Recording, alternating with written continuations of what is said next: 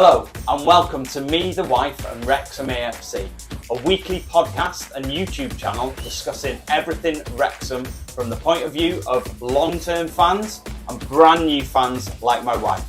So sit back, put your feet up, relax and let's get stuck in. Hello and welcome back to episode 14. Welcome. I'm wearing the hat today, do you like? Yeah, I do like the hat, yeah. You look good in the hat, fair play. You went on about the hat for quite a bit, didn't you? So, I did, so I thought I'd wear it in this episode. No, it's good, it's good. So we've got a lot to get through this week. We do. 4 games to talk about, 2 coming up. Yep. So let's crack on. Halifax. Yes. First and foremost. First time I wore my hat. First time. Is this going to be very hat-based? No, that's it. I won't talk about the hat anymore. Okay. Yeah. So what did you make of the game? Thought it was good. Yeah. First half. Yeah. Questionable. Yeah, I thought the first 30 minutes really was quite sort of ponderous, slow. Word. Thank you. For Sunday. But ponderous, it was slow, lazy at times as well. And I just didn't think we really got out of first gear in that first half an hour, really. The ref was poor. Oh again. my God, he was an idiot. But having said that, it was it was a penalty. Yeah, I think that's one of the things he did get right. I think a lot of people have said that's the one decision that he did make right in the whole of the 90 minutes. He did. They're not great going forward, Halifax, I don't think. But I think they are a lot better than their league position suggests. Yeah. I think they'll be okay moving forward. I think they've got enough about them. I don't think when we turned it on, I don't really think they had enough to slow us down. Mm-hmm. But I think they've got enough to beat a lot of teams in this league, really. Yeah, I think so. Yeah, definitely. But it was weird. But I think in the first half, I think Phil talked about this a little bit. I don't think the balance is always quite right in the team, in the sense of, like I said, Phil alluded to it when he did his interview, that I like that we hold on to possession. We're going to talk about the formation a little bit later on because there's been a lot of talk about that. But the way that we set up, we set up to stifle teams. So in a sense of, we're going to hold on to the ball. We're going to pass it around our back line. We're going to pass it into midfield. Yep. There's no pass. We're going to pass it back. And we're just going to hold on to the ball and we're going to make them run. I don't have an issue with that. Some people think that's quite boring. But that's sort of the modern game a lot of the time. Yeah. It's holding on to the ball, making them run. And then you end up with gaps opening up later on when they're tired. Yes. I get that. Although sometimes the balance isn't quite there in the sense of we're passing it backwards when we could be passing it forwards. Yeah. Phil said that, he admitted to that. Look, he wants to be getting the ball forward and not necessarily passing it back. But you do hear a lot of boos coming from the crowd sometimes when we're going backwards, don't you? Yeah, I've done it myself. Yeah, it's... Even though I don't quite fully understand it, but, I jumped on the bandwagon. Yeah, it's just one of them. I think we need to get that balance right. Yeah. Hold on to the ball for long periods of time, tire them out, that's fine. But when there is an opportunity, I think we've even talked about this before, when there is an opportunity to push on and get forward, I think we need to be taking that and, we need to be putting teams under pressure. Yeah. And we're not always doing that. So it was the change in formation that sort of helped. And probably a bit of a stern word from the old Parky in the dressing room at half time. Yeah. Now I'm not going to talk about the change of formation now. We'll come on to that shortly. But could you tell the sort of change in sort of momentum when we switched things up a little bit? When Jordan Davies came on. Yes. Absolutely. The dynamic changed. I mean, I think I was talking to somebody, and I think I mentioned this to them, but you could tell that the dynamic just switced. Yeah. Hence the 3 goals. In the second half. Yeah. No, it was really good. Definitely. But I talked about this a lot, and it is a concern moving forward. But something I kept mentioning to you, I kept trying to, because I try to help you, don't I, with like tactics and things like that. Yeah. And one thing that I kept pointing out to you on Tuesday night was I kept pointing out the holes in the middle. Yeah. You've mentioned that a few times, to be fair. Yeah, so the problem that we have is when the ball breaks down in the final third, so when we're attacking final third or in their half, and we lose the ball and they get possession of it, they were turning and I was pointing to you going, look. And the whole middle section was completely devoid of Wrexham players. There was 4 or 5 Halifax players in the middle, and no in Wrexham like a players. little circle, and there was nobody. So Luke Young had dropped a little bit deeper. We had Elliot Lee at the time, who he's an attacking player, so he pushed on. James Jones is doing his thing, which he does very well, which is chase the ball, chase the ball, chase the ball. Don't give them time. I like James Jones for what he does, but because of that, James Jones does get caught away from the middle of the pitch a lot of the time because he's chasing stuff here, there, and everywhere. But them 3 things combined left this huge hole in the middle. And even poor teams, even Sunday League teams, are going to be able to play through the middle in that much space. Because, you know, if you've got a ball, as long as you can dribble it and pass it, anybody can run into empty space.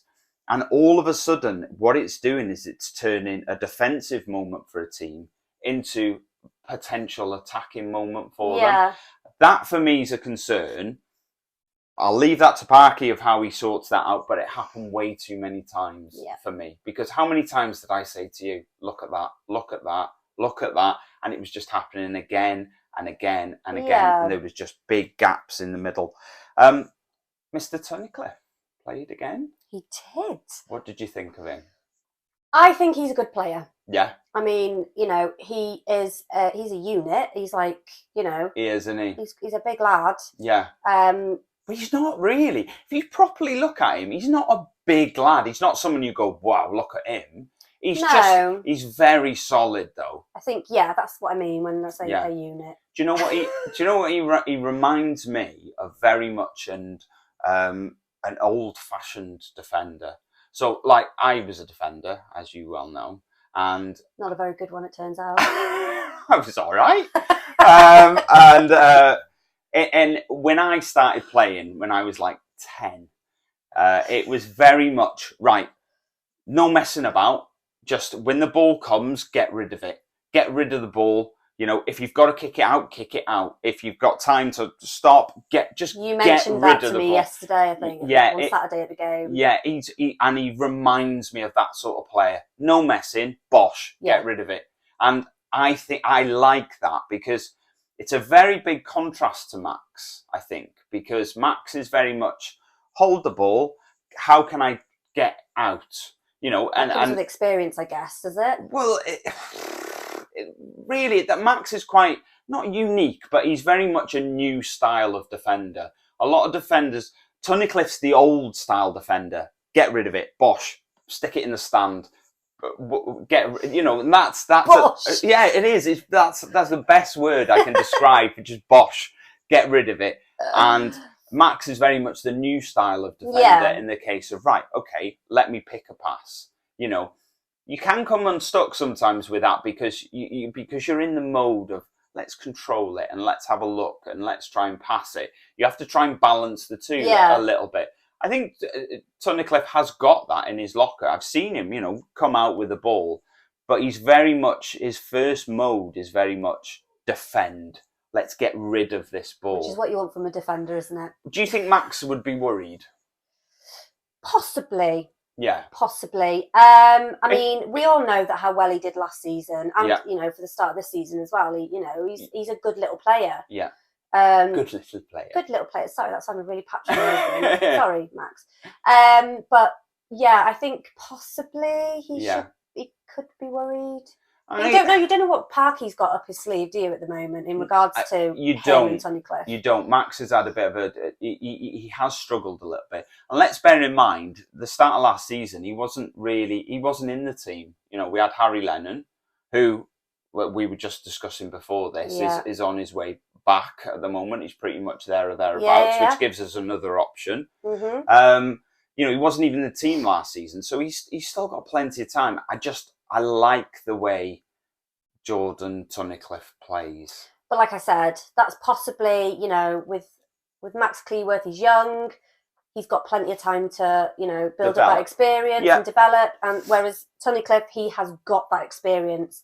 So it's whether or not you want to develop that experience on the pitch, or whether you want somebody, or whether you want somebody who has got that experience already there to get us to where we need to be. Okay, next game, Tuesday night. Yeah, everyone's fit. Yep. Who do you start, Tunnicliffe or Cleworth? I mean, I'd love it to be both of them, but I know, you know, that's not possible. It's not going to be both of them. From the past 2 games, I would say Tunnicliffe. Yeah, because you haven't seen Cleworth. but so you'd start Tunnicliffe? I would, and then possibly maybe seeing how the game's developed, maybe bring Cleworth on. I get what you're saying. Yeah, if we don't need any sort of impact players coming on, then maybe let's get Jordan on. Maybe bring Max on, give him some game time. Yeah, make sure he's getting. Because you don't want him to get you don't want him to get stagnant, do you? And be sitting on the bench or not on the bench or whatever the case may be, and him not being able to develop. So yeah, I agree. I think we stick with Tunnicliffe for the moment. Thank you very much. I do agree. I think talking of impact players as well. So we had Elliot Lee starting on Tuesday night. Yeah. He struggled a little bit, didn't he? For sort of time on the ball, he played okay. Do you think he's better coming off the bench? No, because I think he does sometimes have an impact on the game. I think it's such a difficult one. I don't think we've seen the best of Elliot Lee when he's starting a game. Elliot Lee, who does he swap with? Jordan Davis, really, at the moment. Well, Jordan said something this week in an interview I noticed. He said him and Elliot Lee have a very good understanding with each other and playing together. Although then, and he sort of said it's up to the manager what he does, but it's at the moment it's very much one or the other. Yeah. Because they're both, I think you'd probably call them luxury players in the sense of they're very much an attacking-minded player. Yeah. It's very difficult to squeeze 2 attacking-minded players into a midfield that is already got a few holes in it, because then all of a sudden, who's defending? Yeah. Do you know what I mean? It is tough. The way that you would get them both in the team is by playing 4 in midfield, which I'll talk about formations again in a minute. Oh my God. But I think at the moment, I think Jordan very much staked his claim for, I need to be starting in this team, didn't he? 100%. He does. And I think that by doing that, then you have to put Lee on the bench. Yeah. He's a great option to have on the bench. How do you squeeze them both in the team? I'm not sure you do, really. In the like you said, one or the other, I think. One or the other at the minute. So, yeah very much so. The thing I liked about Jordan Davis as well is... He's one of our own. He's one of our own, yeah. The thing I really liked is when a player gets left out, I think sometimes they can sulk a little bit. And they can be like, oh, God, I'm not playing. We've seen it with a lot of players, high-profile players as well, like Cristiano Ronaldo, it's happened with a bit recently. Yeah. Players can sulk, because they think they deserve to be in that team.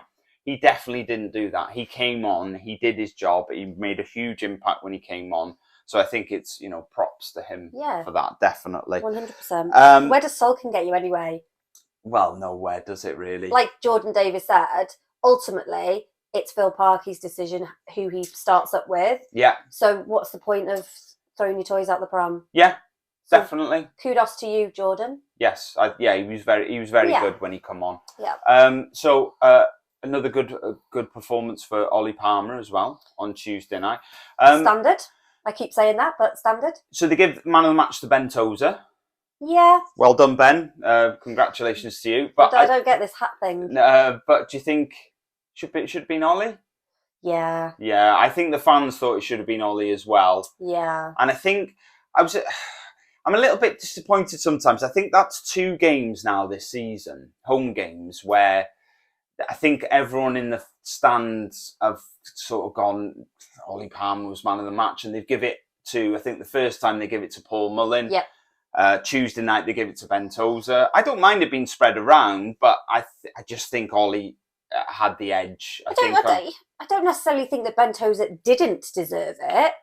No, but I don't think he deserved it as much as Ollie did, in my personal opinion. I thought he was one. Does it bother Ollie Palmer though? I don't know, to be honest. I mean, does it bother any of them if they don't get man of the match? I think it's very much a case of if you put that performance in and you think, I've done my job today well, to then for somebody to go, oh, but they've done better than you. Yeah, but like we've said in previous episodes, do we actually really know who is choosing the man of the match? And is it somebody just having a beer and going, Ben Tozer? Yeah, maybe. We don't know. We don't know we don't know the process behind it and all that, but yeah. We don't know. We don't know how many drinks they've had when they make the decision, don't we? Yeah. No. No. So we do predictions every game, don't we? We do. We've been abysmal. Awful. Until Tuesday night, when yours truly got the score correct. 3-1. I called it. I got it right. And that's our very first prediction that's come in. I'm still yet to look back at the episode because I'm not 100% sure. I did say 3-1. I definitely said 3-1. Well, you must have changed it in the editing. So that was the first one that we've actually got right. So I was really chuffed about that. So can we move on to Altrincham now? No, we can't because we need to discuss something else first. After the Halifax game, you took it upon yourself to put a little poll out, didn't you? I did, and I wish I hadn't. Yes. So you put a little poll out going, you put it on Instagram, Facebook, Twitter. You said, if it was up to you, I think. If it was up to you. That were the words you used. What formation would you use moving forward? Yep. You said 5-3-2, 4-3-3, or 4-4-2, didn't you? Yes, I did. Now, the results were a little bit odd, I thought. Now, on Twitter, it went... Now, you'll have to correct me if I'm right here. Twitter was quite balanced between the three answers. Yep. Instagram very heavily went towards the 4-3-3 formation. Mm-hmm.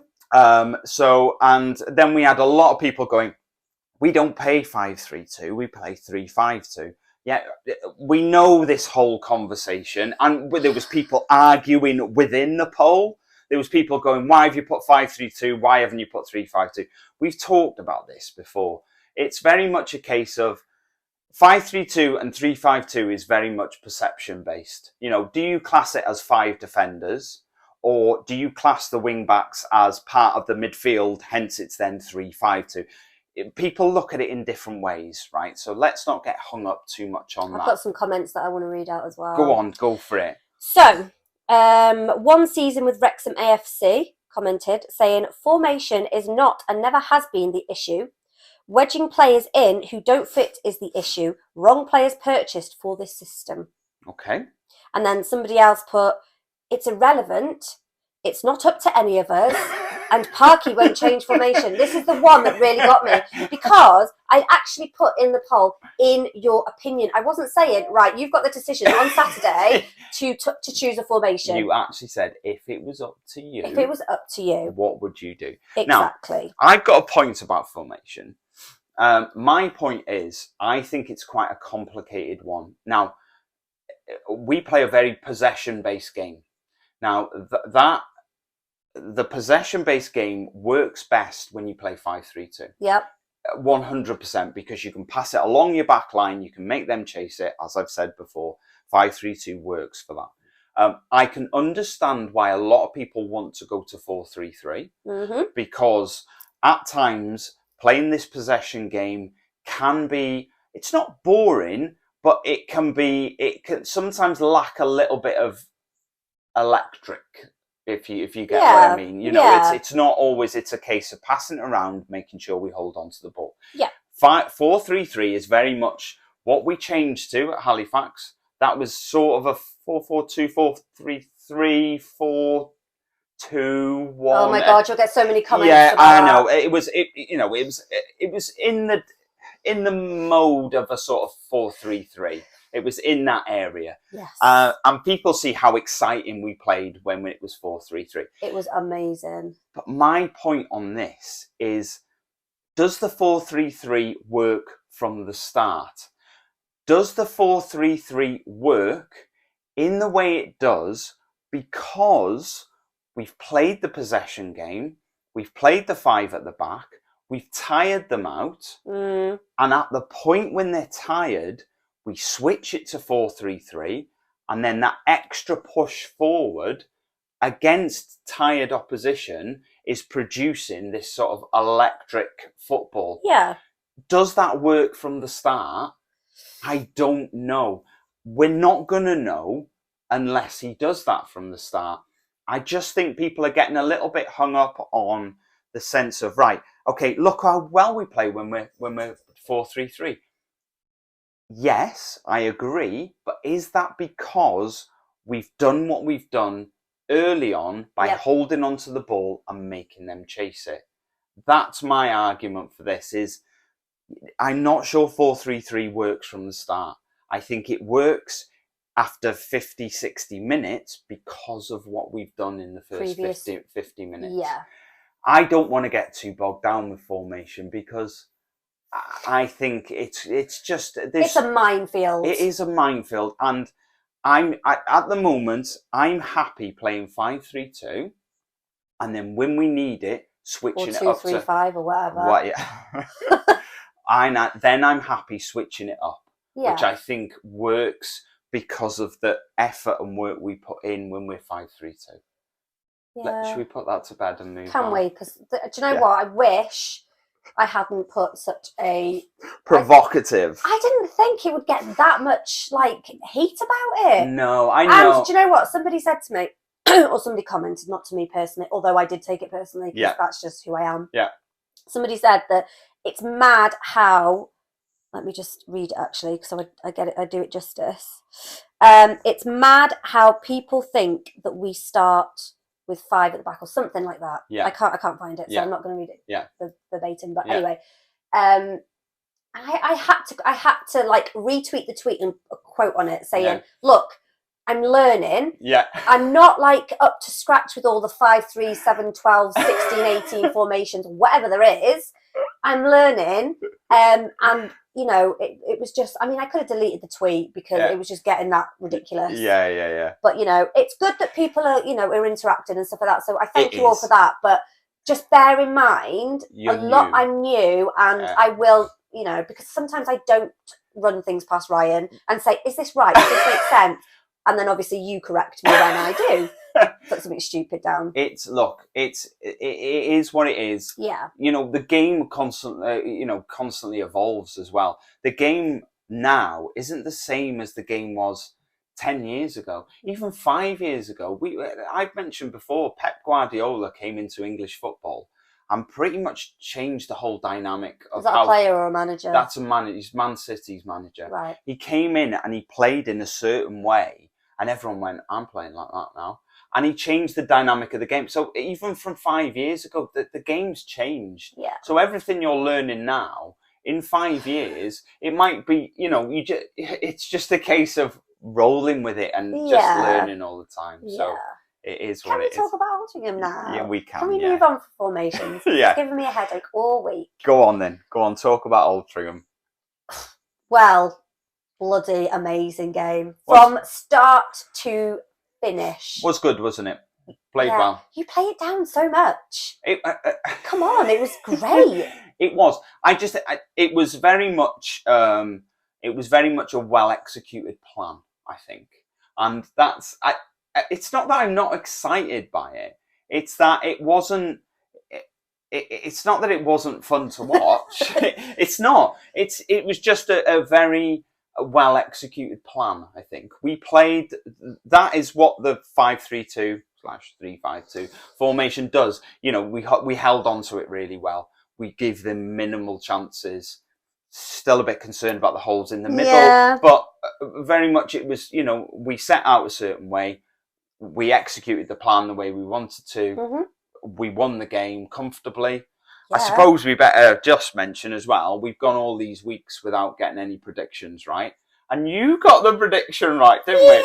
So you went 4-0, I went 5-0. So at the point when it went 5-0, we're both going 4-0. With the point when it went 4-0, sorry, we're both looking at each other going, we're both still in this. I was like, I really want them to score a couple more goals, but I kind of don't because it means I win this week. Yeah, I know, yeah. And Ryan wins again, and so that's just not going to happen. We went all them weeks without getting a prediction right, and we got 2 in. Maybe it's the start of something good and something. Maybe we'll see. Maybe. So, all 4 goals were immense. They were. Which one was your favourite? James Jones. Hands down. Hams down? Hams down. Get the hams down. No, James Jones's goal was a thing of absolute beauty. As a team goal, look, we can talk about individual goals. You know, Mullins' overhead kick, yeah, very good.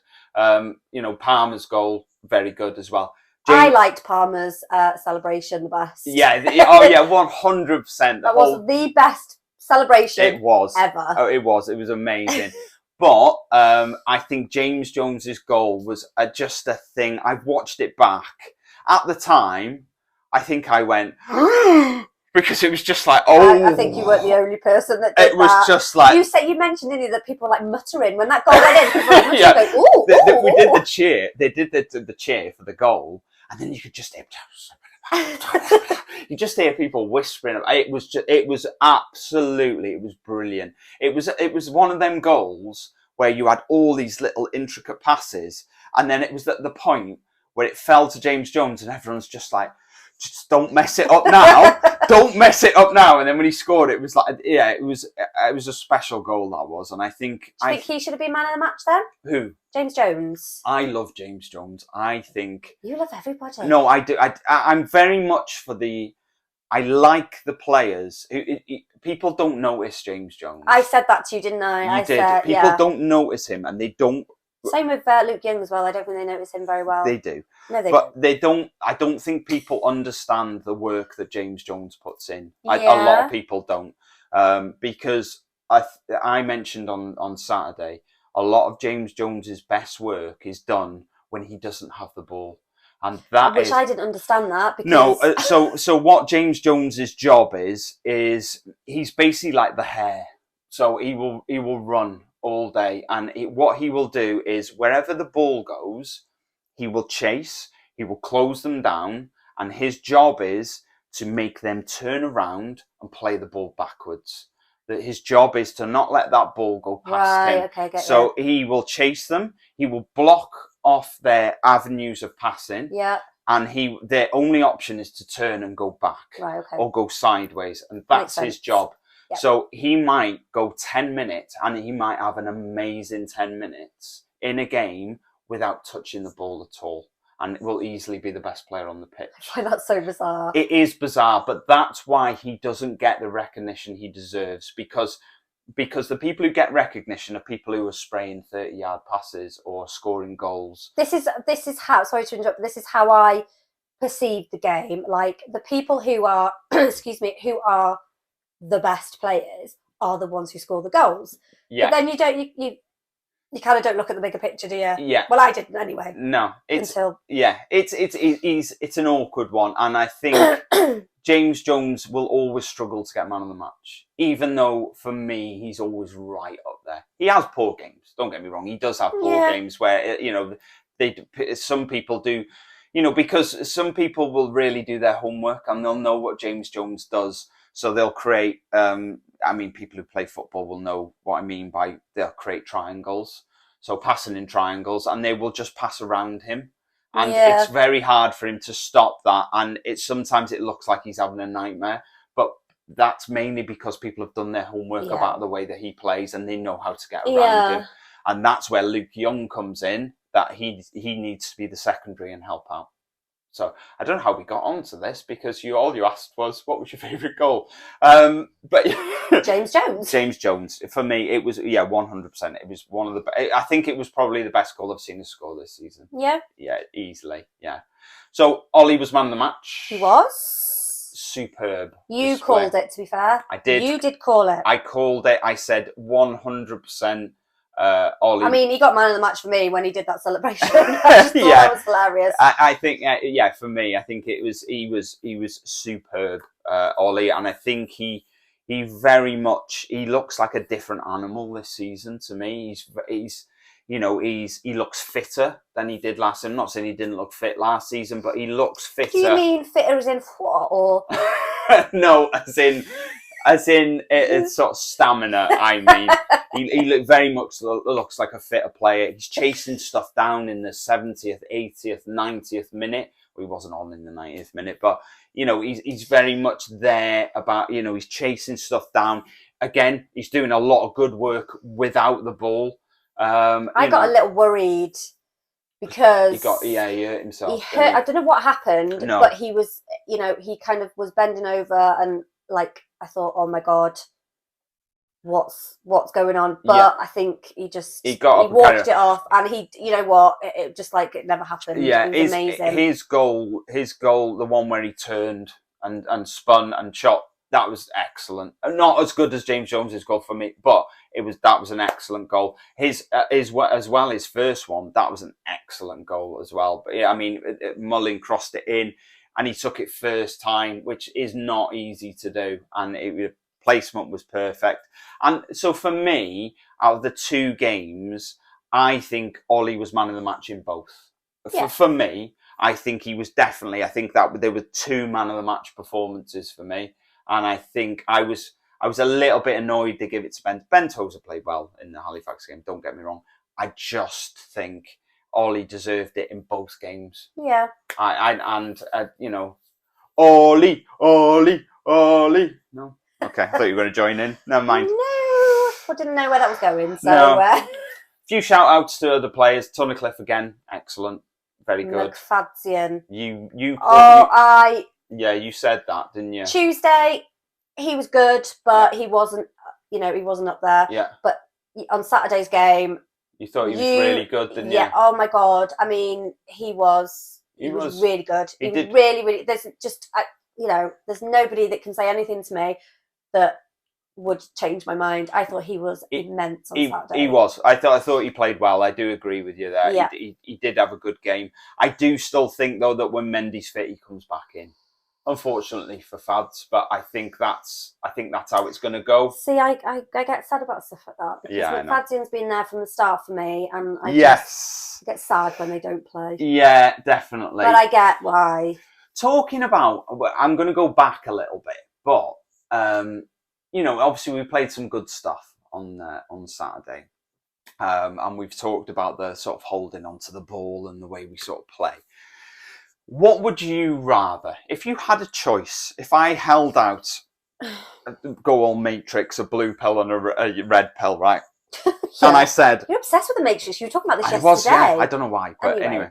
So, and I said, right, left hand, red pill. Yeah. That is, you take that pill, we will play every game. It'll be really boring, but we'll win every game 1-0, right? It'll be dull. Right, but that's what'll happen. We will win every game 1-0, and because of that, we'll get promoted. Yeah, and we're guaranteed champions. Or the blue pill in the right hand is you take that and no guarantees. But what we will guarantee you is really exciting football. But you just got to roll the dice and see what happens. Oh my God, that is like a really hard question. It is a hard question. What would you take though? I think I'd take which one was the blue pill, was it? The blue pill's the exciting football and roll the dice. Because I just love, the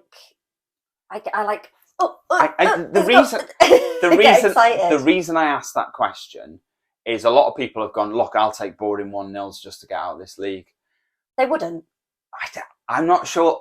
If people were coming week in, week out, then and they were bored, people wouldn't. They'd be uproar. They would be uproar. What are we paying all this money for these guys? Yeah. I'd rather roll the dice. All the Karens would be out. I'd rather roll the dice. I want to see 7-5 against Barnet. Do you know what I mean? Yeah. I want to see 6-5 against Dover. Sometimes it's not going to go our way, but let's. Well, it's not. Yeah. No, I was just interested to ask, really. So, 2 games coming up this week. Tuesday and Saturday. We've got Maidenhead. Yes, we have. What's going on with them? What's going down? What's going down with Maidenhead? Well, they're currently 15th. Are they? Yeah. They were a bit further. Were you just checking your notes then to make I was, just to make sure you were right, yeah. They were a bit further up, weren't they? And they've had a bit of a torrid time. And well, originally when we talked about Maidenhead, they probably were. But obviously a few games have gone, and obviously this is the rearranged game from when the Queen died. Yes. So they finished last season 17th.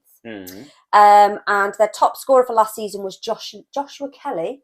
Oh, you can say that one. Joshua Kelly, yeah, that's quite easy. He's now with Southend. Oh, is he? So we don't need to worry about him.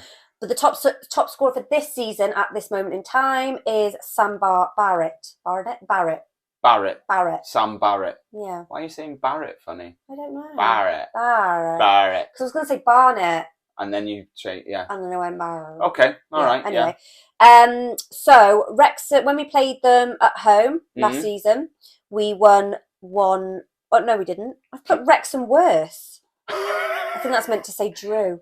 1-1, wasn't it? It was 1-1. It was one of them games very much where people were referencing later on, going, look, we're conceding too many late goals. They scored quite late on, I think. And I remember being quite angry at that game. I walked out and I turned to my dad and I said, we're just not good enough. And it was at the point when it was like, we're not going to go up playing like this because we're just not good enough. And it was before the resurgence, just before, I think it was definitely before Christmas, the Maidenhead game. Yeah. And it was at the point when that was the sort of straw that broke the camel's back for me. Everyone was moaning a lot earlier than that. And then I was like, look, we've just got to give it time. We've got to give it time. And I remember storming out that game going, we're just not good enough. We're not going out of this. We're not getting out of this league playing like this. So, yeah, I remember that game. Quite annoyed by that one. Okie doke. And then we lost 3-2 when we played them away. That was Rob and Ryan's first game, wasn't it? It was. Yes. So that was a bizarre one where Hosanna got sent off. But it turned out it was It was not Palmer, sorry, Ollie. Mullen. Yeah, so Hosanna got sent off. It was actually Mullen, and then that got rescinded. Retracted. And then is that the proper word? Rescinded. And not retracted. Not retracted. Okay. No. Rescinded. Rescinded. You get a red card. Rescinded. Okay. All right. Last few results. Okay. So. Most recently, they played Bromley. Yesterday, I think, most recently. Beat them, didn't they? They did. Yeah. And that was at home. They won 1-0. Yeah. And then they played Solihull Moors at home again. Yes. They lost 2-0. Okay.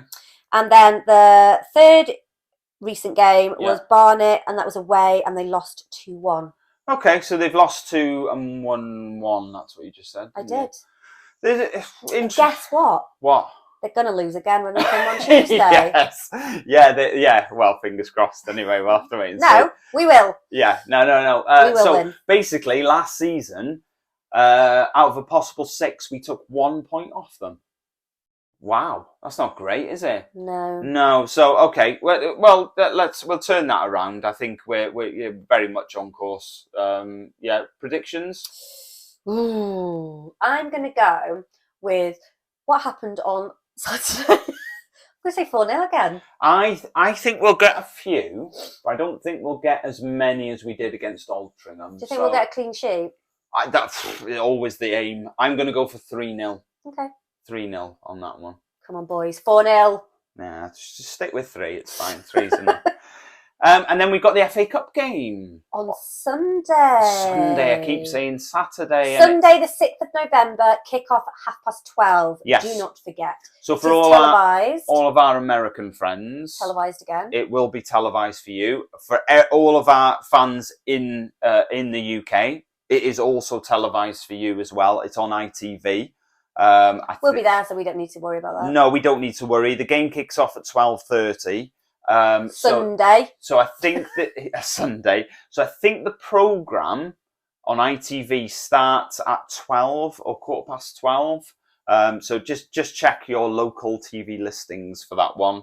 But yeah, we're going to be on TV. Obviously, if you're in America, if you're in the UK, you don't need to check listings. Yeah, again, we're all the same time. It's an early morning one for you in America, so depending where you are, it's going to be 4:30, 5:30, 6:30, 7:00. Depends on what coast you are and in what Think location. Rob Ryan will be here this time? No, I don't think so. I think obviously Rob's been over recently. Yeah. Spent a little bit of time in the turf and went to watch the women's team. Came to the game the other day.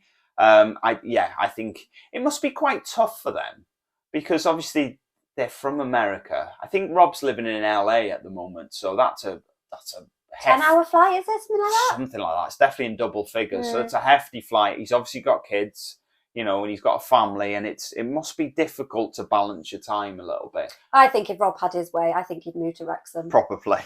I think so, yeah. What do you think? Predictions for the Oldham game? See, it's the FA Cup, isn't it? I don't really care. I'm joking. Well, yeah, I don't care. I'm going to say 2-0 to Wrexham. 2-0. I'm going to go for... I don't know what team you're going to put out. That's the thing. I'm going to go for 2-1. What 2-1. Team for Wrexham or? Yeah. I'm not sure. I think Oldham will very much want to get on in the competition. They'll probably up their game. Do you think if Harry Lennon's fit enough, he'll have a little? I don't think he's quite there yet. No. I think he's close to being ready. But it'll be interesting to see what happens with that because all of a sudden you've got a massive defensive headache there, haven't you? It's a nice headache to have. Yeah. You've got Tozer, you've got Hayden, you've got Tunnicliffe, you've got Cleworth, you've got Harry Lennon. All can very much state their claim for being starters. Very much so. So, I mean, where Harry Lennon was very much our left-sided player of that back three. Yeah, I'm glad we don't have to make that decision. Yeah, I mean, it's tough, very tough decision. So, I don't know. You sound like you're falling asleep then. So I don't know. It will be interesting to see. So, in regards to the National League results recently. Yeah. Just to kind of give us a kind of idea of how they're playing. They're currently 19th. Yeah. Obviously, as we all know, they got relegated to the National League last season. Yes. So, so they've played Halifax most recently away. Yeah, that was the late game on Saturday, wasn't it? We watched that, didn't we? That was on BT Sport, yeah. 2-1. Yes. So they lost. Yeah. And then Altrincham again away. Yeah. Lost again, 1-0. Yeah. And Yeovil home. Yeah. So Oldham were at home, sorry. Yeah. 2-1. 2-0, sorry. They won 2-0. They won. So they've, again, another team who've won 1 in 3. So, yeah, it's an interesting one. So you very much, with the FA Cup, you're very much still of the ilk of, let's just go out. Will this game get us to Wembley? Likelihood... very slim chance. I would say the best we've ever done, I think, and feel free to correct me, I think the best we've ever done is the quarterfinal. That's the best ever. We're a National League team. We're not getting... We've got some good players, though. We have, but we certainly don't have... Don't get me wrong, I love Paul Mullin. He's not Erling Haaland, is he? Do you know what I mean? And I love, I love Jordan Davis, but he's not Kevin De Bruyne. You're just talking words to me. I don't know who these people are. I'm just saying that we have amazing players for the league that we're in, but we do not have full internationals and players who are just we're not at that level. And I mean, it's very nice of you to say to defend our players, but in the real world, we just don't have players of that level to compete with teams like not Liverpool, they're rubbish at the moment, Man City. Your mother-in-law will be livid with you. I know, they are poor though. They're very poor. Let's not talk about Mum. Liverpool. Well done, Leeds. So, we just don't have that calibre of player. No. We have a very good calibre of player for where we are. So. I don't care then. No, in answer to your question, no. It's all about money for players, for teams at our level. Money's always nice. It doesn't matter that we've got a bit of money in the bank. We still need money. We've still got a wage bill to pay. So it's still handy to have a little bit of a cup run.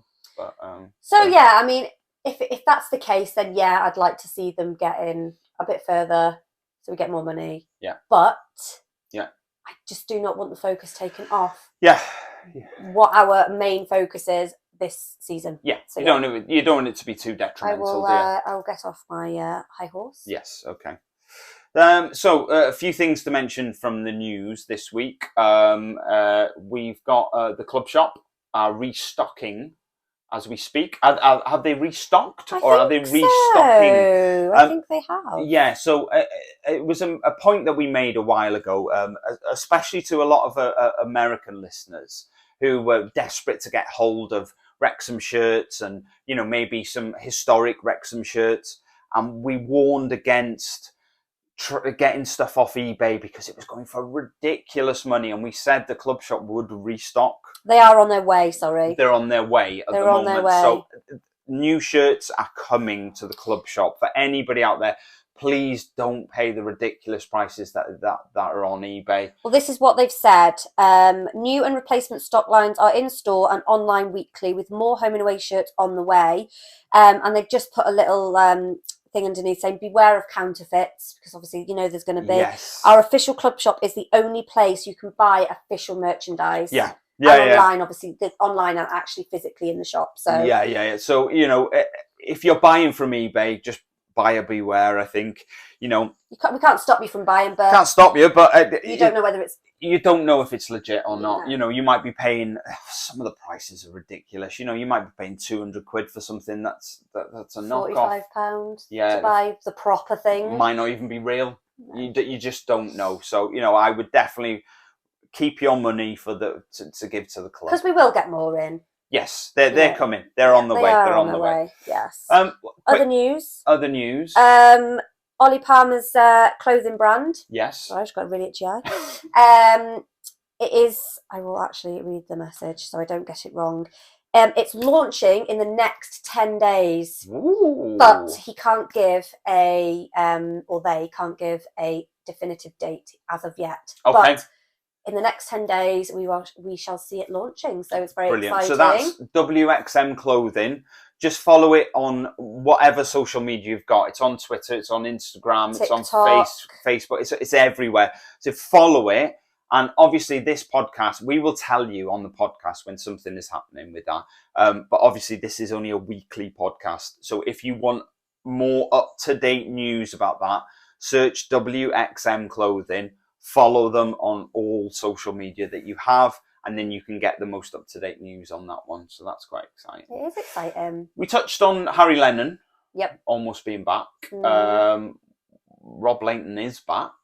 Reserves action. Has he played a game yet? Well, see, this is one thing I've got to say about the club, is their news that they put out there about the reserves is so poor. Trying to find out information about how the reserves have done it's excruciating. So if anybody out there has sort of like somewhere that we're missing that we can find out more information about the reserves, please let us know. A lot of the reserve stuff that I find out tends to be from people who live in Nantwich that are going along to the games that they're playing in Nantwich, and they're saying, oh, this is who's playing, this is who scored, this is what the score was. The club seem extremely poor about releasing this information. So, but unless we're missing it somewhere. Unless we're missing it somewhere, please let us know. Yeah. So it'd be exciting to see. Leighton's another one. I'm excited for Leighton to come back. I am too. Although, having said that, Mr. Howard has done very well in the last few weeks. I think he's settled in now, and I think he's playing like I would like to see a goalkeeper playing. So it's saving goals. Yeah, his ultimate job. Yeah, I think it's going to be an awkward one for Parky with what he does there. Yeah, because he hasn't signed a temporary replacement in Howard. He's signed a permanent goalkeeper there. So he must have had in his head what he's going to do when Leighton's fit again. So we just got to wait and see. Sit that one out, I think. Yeah, time will tell. Time will tell. So it's quite exciting. So a few people who got in touch this week. We had Drew Godley. He is from... Oh, God, why do these people have strange names? Nanaimo. I'm really sorry. BC, which is on Vancouver Island in Canada. He said his dad was English and he was a Blackpool fan. This is a weird one. not weird, it's really fascinating. His dad used to hand record the results of the Blackpool games in the 40s and 50s. That's mad, isn't it? So he's currently travelling in Spain with his son, and he's listening to the podcast. He went to 2 Barcelona games the other day. Yep. So they played a league game where they won 4-0, I think. And then he went to the Champions League game against Bayern Munich, which didn't really go that well for him. They lost 3-0. But he said being at the Nou Camp was an amazing experience. Yeah. Last time we spoke to him, he was in Valencia. Thank you so much for listening to the podcast. It'd be great if you could get over for a game at some point. It would, yeah. A little bit of travelling in Wales, maybe, is next on the agenda. So, so keep in touch, Drew. We had Stephen Lloyd on YouTube, who said, awesome podcast, as ever. Great listening. Thank you very much. Obviously. And on Saturday, we've mentioned this guy before, Andy Jasper. He came over and had a little bit of a chat with him. He's the one who fist pumped you, didn't he? He did. He fist pumped me the other week, and we said, if you ever, we're more than welcome to have a chat with anybody. He came over, he had a little chat with us for 10 minutes. Lovely guy. Thank you so much for coming over and having a chat. Told us about his experiences in the racecourse. His son's wife's getting into football now, which is causing a bit of chaos. A bit of a headache with them all sitting together and stuff like that. No, but as we've said before, anybody who spots us wants to come over for a chat, you're more than welcome to. And don't feel like you're interrupting a conversation. What we're talking about is usually quite boring, so we like some outside interaction. When we were we were at the burger van outside the turf yesterday. Yes. There was a guy who came up to us and he went, "Me, the wife from Wrexham AFC," and we were like, "What?" We were like, "What?" That turns out to be Roger Hughes. Yeah. He, I think we've been chatting on socials. I can't remember which one because there's just so many. Yeah. But I think it was Facebook Messenger. Was it? We were messaging whilst the game was on yesterday, and he was like, "We've got this." Yeah. He was. They said they were in the Y2, but I'm not sure where that is. There's sections, isn't there? So we're in PG5. We are. So right. I think Y2. Correct me if I'm wrong. Is not in our stand. It's not in our stand. I think Y2 is the university end at the bottom. I don't have an encyclopedic knowledge of the sections of the ground. I think Y2 is behind the goal. Right. So he said half time, or it might not have been at half time. Actually, it might have been just before. He said this formation is working. Yes. Let's not get into that again. And and after the game, he's like, "What a performance! Defensively superb. And how do you pick a man of the match from that?" Well, I did. Ollie Palmer. Yeah, and I said that I think Mufadzien did amazingly. Yes. Yeah, so thank you very much, Roger, for getting in touch. He also wanted to buy us a drink as well. When we saw him, we'd already gone though. He messaged me. He goes, he said he wanted to buy us a drink, but he couldn't find us. I know. So definitely next time. Just to everyone who's listening, and you see us, always open to being bought a drink. I don't drink, so I do. I'll have hers as well.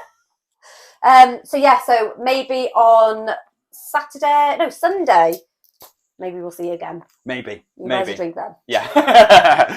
So, quick mention again for Dragon Chat. So it's it's a mental health peer support group which is run by the club. We mention it every week. It's for people out there. It's for men out there who are struggling a little bit and with their mental health, and they want to talk to people. It's an amazing group. I don't think you necessarily have to be struggling with your mental health. You don't. You can just go on for a chat if you want to. Just to that's how it was sort of set up, is to help people with their mental health issues. But if you just want someone to talk to, go on, because not having someone to talk to obviously affects your mental health as well. So go on there. As always, if you're watching this on YouTube, all the details of that are down in the description. If you're listening to the podcast, jump onto Facebook on Thursday at about 6 p.m. UK time, and all the details will pop up there as to how to get on that Zoom call. But it's amazing, and I would highly recommend it to everybody. Anybody wants to get in touch? Obviously, we have Facebook, Instagram, TikTok, Twitter, all the socials. Or you can email us at methewifefromwrexhamafc@gmail.com. Boom. Boom. Well done. You know what time it is? Da-da-da-da-da. Quiz time! We need a jingle, don't we? No, we don't. No, we don't. No. It's painful enough as it is So, without a jingle. We've done 5 questions. A few people got in touch to say that they wanted to help you out a little bit. They thought you were struggling a touch. By them saying, I think Sian's struggling, I think that maybe they're struggling. Well, Andy said yesterday, didn't he? He said that, he decided that we should be doing. Yes, so we're going to do multiple choice. We're going to do multiple choice for you for a couple of weeks, just to help you out, and then we're going to go back. I mean, this quiz malarkey. Do I get a prize at the end of the season? Maybe we'll see how you get. Well, not at the moment. You got none out of 5 last week, so let's see how you go. So. Over the last 2 games, we've seen 7 goals. Oh, for God's 8 sake, if I hate these. 8 if you count Halifax's, but we've seen 7 Wrexham goals. So I've based it around goals this week. Okay. Question 1. Who has already scored 3 times as many goals as they did the whole of last season? This season. Aaron Hayden, Ben Tozer, or Ollie Palmer? Tozer? Speak up for the microphone. Ben Tozer. Correct. Yay! Ben Tozer. So Ben scored 3 this season. He only scored 1 all of last season. So he's getting some goals. Question 2. Which player scored 5 goals last season but has only scored 1 so far this season? Is it James Jones, Callum McFadzean, or Liam McAlinden?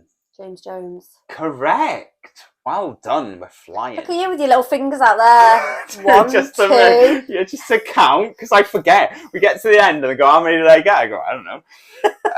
Question 3. How many league goals have Wrexham conceded so far this season? Is it 13, 17, or 21? 13. It's not 13, it's 17. Hmm. That's unfortunate. You're Anyway. so patronising. Question 4. Which player scored 5 goals last season but hasn't scored any so far this season? Is it Max Cleworth, Bryce Hosanna, or Reece Hall-Johnson? Ooh, I'm going to say Reece Hall-Johnson. Correct. Do you know why I've come up with that conclusion? Because he's not played this season yet. No, but I don't think Bryce or Max have scored this season either, so it could have equally gone both ways. Well, I got it right, so yeah, you did. And question 5, how many league goals have Wrexham scored this season? Is it 42, 46, or 50? 46. It is 46. High 5 to me! Yes! Yes. Ow. Well done. So that is 4 out of 5. This is the way forward. The multiple choice is the thing for you. Yep. So what I need to do now is harder questions, don't I? No. No. They were quite hard. They were. I just knew my stuff. Very good. That was very good. So yeah, they're pointing me Very finger. good. Yeah, very good. Okay, so thank you very much for tuning in again this week. It is an absolute pleasure to serve you this podcast on a weekly basis, and we're really enjoying ourselves. Fingers crossed that Notts County slip up very soon, and we're top of the league. Yep. We're going to have a little bit more of a discussion about Notts County in our next podcast, just to delve into them a little bit deeper, because a lot of people are talking about it at the moment. So, but that'll be for next week. So, as I say, thank you very much for tuning in this week, and we'll see you again soon. Bye. Bye-bye.